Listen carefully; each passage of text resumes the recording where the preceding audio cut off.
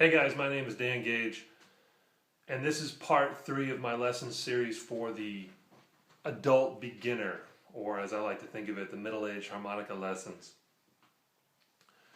So guys, and there's this thing that we do. A friend of mine at work just bought a bicycle, and he was looking at this $6,000 bicycle, and I said to him, well, are you going to ride it? Buying the thing is the easy thing. It's the easiest thing to do once you're one of these people, one of us people who have dedicated the time to the day job and the career, all these things, to make enough money to be comfortable and frankly to be more comfortable. We make more money, we spend more money. But what we do is we get into hobbies and we throw money at them. And for a lot of hobbies that works, but when it's a skill-based hobby, money only gets you so far. Now, is it good? Full disclosure, I have gear. I've thrown a certain amount of money at the harmonica. I've also thrown money at things that I don't do because I got lazy. So I've on both sides of it. I own some custom harmonicas. I also can play at a pretty high level, so there's it's justifiable. What happens, what I'm talking about, when you're a raw beginner, and I've seen some guys with some really nice gear, and there's a debates go on for years saying, well, is a good amplifier a good thing for a junior harmonica player or a beginning harmonica player, or is it a bad thing?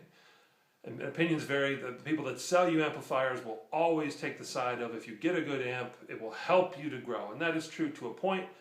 But there's also the philosophy that if you get a good amp and you're a bad harmonica player, like any amplification, it will just make you louder.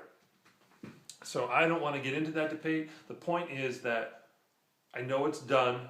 I've done it. We all do it, but let's be honest with ourselves and think about when we're throwing money at the problem versus time. Now, time is money. We just talked in our last lesson about how we can find to spend more time. I think that time is the most valuable piece. It's great, if you can afford a whole set of brand new harmonicas. Hey, I'm not going to stop you. I have collections of things. Pot, kettle. I'm not going to say you're a bad person for doing it, but what I want in this quick lesson to do is just remind you, is get inside your head and say, wait a minute, is that really going to help? Am I really going to, if I go and spend $1,000 for plus airfare, go to harmonica camp, go to Adam Gussow's harmonica weekend, or these seminars that he's putting on, or any of these things, am I going to do the homework afterwards? You'll get a lot from just being there. But I really want you to look yourself in the mirror and say, look, hey, you know what? I like to spend the money and this is a great time. No problem with that. But after that thought, say, you know what? I owe it to myself. I owe it to the investment that I made to go back and find those 2 minutes, those 5 minutes at least, so that I continue to be a better harmonica player. That's my goal, folks. I want there to be more better harmonica players in the world. That's why I started this, and that's why even though it's been about a year, keep going back. Oh, and one last point. The reason I don't teach lessons, honestly, guys, and this is funny, I don't need the money enough to deal with people not practicing. There I said it. And think about that when you have an instructor. Think about how frustrating it is for them. I mean, if you pay somebody for their knowledge, it's not just that money transaction. They're invested in you as a student. So it's really, we all do it. We show up to the whatever lesson thing. We sheepishly say, I didn't have time. I'm saying if you want it, you've got to go after it. Make the time, 5 minutes at a time if you have to. Okay, lecture over. Let's move on to the lick of the lesson. I told you guys, a lesson and a lick. That's what I'm doing. So it's not just philosophy. A little bit of philosophy, a little bit of harmonica. So you guys have probably already learned this. If you haven't, Okay. Okay, it's a tag. It's a gimmicky jazz hands tag at the ending of a song. Okay. It can be overdone. It can be way overdone.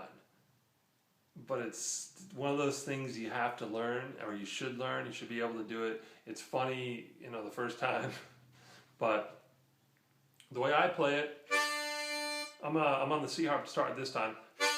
I play the 1-4 draw octave to the 2-5 blow interval,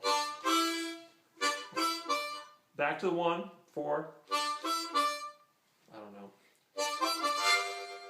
And then I go up back to the 2-5 when I flutter it with my tongue. Simplified version, 4 draw, 5 blow, 4 draw. So 4 draw, 5 blow, 4 draw.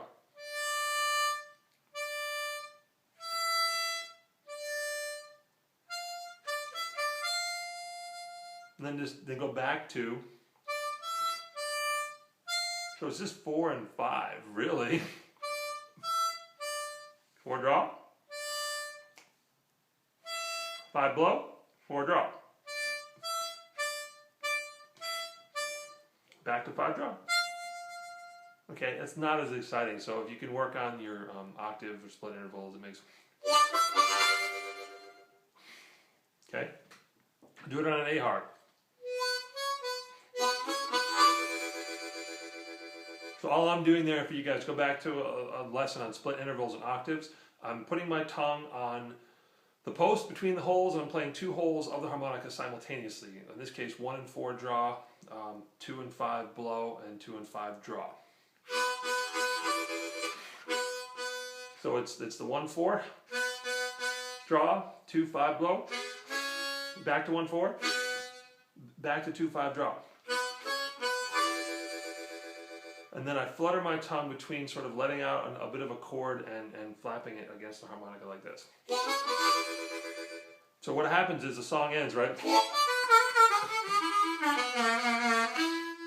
Okay, it's over, and then you go. It's cheesy, it's silly, and it's fun. Okay, do the G harp, which is a little area. I apologize, guys. You don't really hear it on stage, but I breathe a lot. So we're going.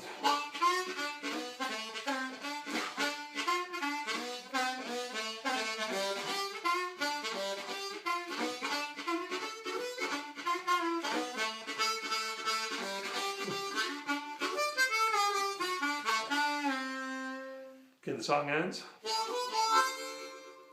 So it's a little bit after the ending, and it's a little tag, and it's a silly little thing, but it's fun, and not everybody tells you how to do it.